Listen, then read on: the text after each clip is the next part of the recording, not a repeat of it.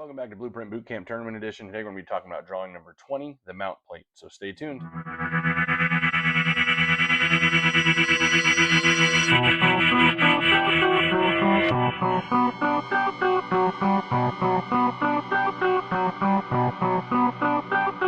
Alrighty, so today on Blueprint Bootcamp Tournament Edition, we are going to be doing drawing number 20.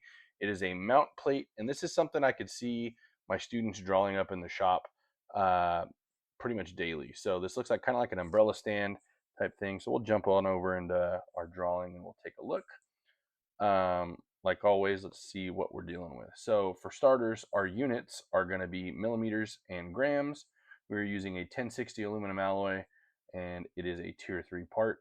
Again, drawing number 20, the mount plate. Our question we have to answer for the day is, what is the mass of this part in XXX grams? With a tolerance of plus or minus 1 gram.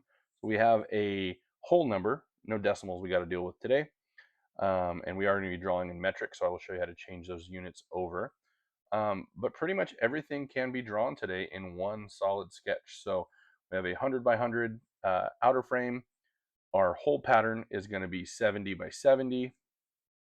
We're going to have a 40 millimeter diameter pipe coming through with a 25 millimeter bore all the way through both pieces. So we're going to round those corners to 15 millimeters. We look at our thickness. Our bottom plate is only 12. Our top overall is 42. So the difference between there, 42 minus 12 gives us a 30 millimeter part here. So that's something important to remember.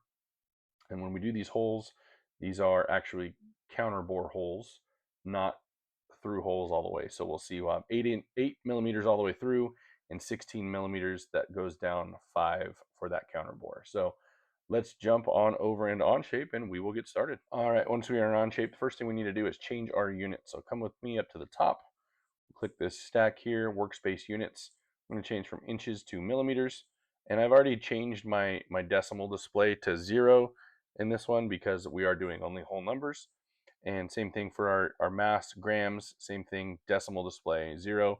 Because today for our answer, our mass is in whole numbers. So next thing we will do is get started with a sketch. So everything is going to be drawn on the top plane. So we'll select top, Shift and S to start that sketch, and to normalize, and P to hide those planes. We are going to start with a rectangle. So we'll press the letter R for a center point off the origin. We're going to make that 100 by 100. Before I press escape though, I'm going to press the letter Q to turn that construction or that rectangle into construction rectangle. And we're going to lay out where our holes are going to go. So I'm going to type in 70 and 70, and that's where our hole pattern will be changed on. So at this point, I'm going to draw a circle, dead center. That needs to be 25 for our through bore, and one more right outside of that. That needs to be 40 for our outside diameter. So here is our shape. At this point, I could extrude, and I'm actually going to do something really quick before we do that. I'm going to go ahead and fillet 2 corners, and those need to be 15. So we'll change that to 15. And I can do it in the sketch, but I want to show you that I can also do it after I extrude. So next thing we're going to do is Shift E to extrude, and I'm going to select just this outer portion. I'm going to drop down, and that needs to be 12. That way our sketch is on the top of our plate. Okay, and you'll see I have those corners rounded, but I could also do it from here. And I know the argument is some people swear by doing it as a feature. I know me and Toby have gone rounds talking about that before. But for me, I like to do everything in a sketch all at once if I can. So you'll see it still looks the same whether I did it with a fillet or not, through the drawing or through the actual deal. Next thing we're going to do is select this. Actually, we got to fix that part really quick. Select all of that, and we'll say OK. I'm going to select just this little piece, Shift E, and this needs to be 30 millimeters. And we'll say OK.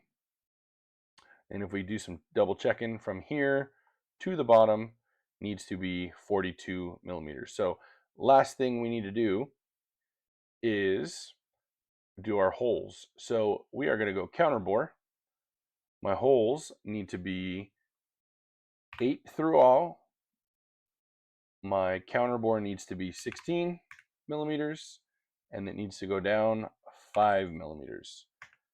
We'll say okay.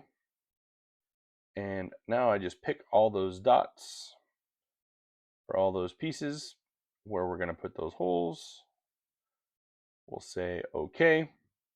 And that's the beauty of having that layout sketch for you, because now we are done. So a couple of things I wanted to talk about. By doing that and having that extrude go under first and then we extrude up, your sketch is inside and it's still turned on.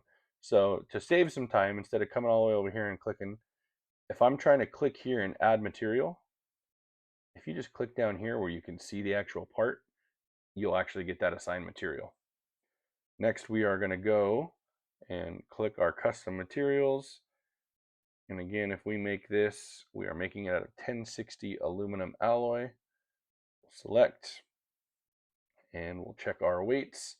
And our mass is 349 grams on the dot. So you can have anywhere from 348 all the way up to 350 for a tolerance of plus or minus 1 gram. So, and you'll see, because we set that parameter in our units, it's just giving me that whole number. So it does show me right there. Let me zoom in, 349.2073, but it rounded down to 349 for me. So when you're dealing with tolerances, sometimes it's better to just look at that instead of messing with trying to figure out the math in your head. This program is very smart and intuitive, and it'll do it for you. So pretty fairly simple part, but a lot of ways you could possibly get tripped up and causing yourself more features than necessary.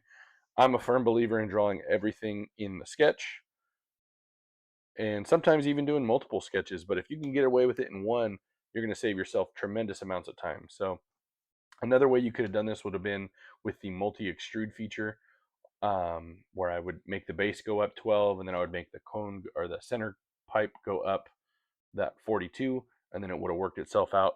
But then I think we would have ended up having to have an extra boolean feature. So what's better, what's worse? It's kind of pick your poison. So that's going to do it for us this week. I hope you guys are learning lots. Hoping the courses are working good. I got ahead of myself and did a couple of these early. So I'm thinking about this time. Most of you guys that are in high school or teachers, you're probably almost out of school. So keep with it. Hope you learned a lot this year, and stay tuned for what we're going to do over the summer, because we got a lot of learning to do, and you guys don't want to lose all these skills you learned all year. So that's going to do it for us. You guys take care. Have a good weekend. Have a good week, summer, whatever you happen to be doing. Take care. Bye.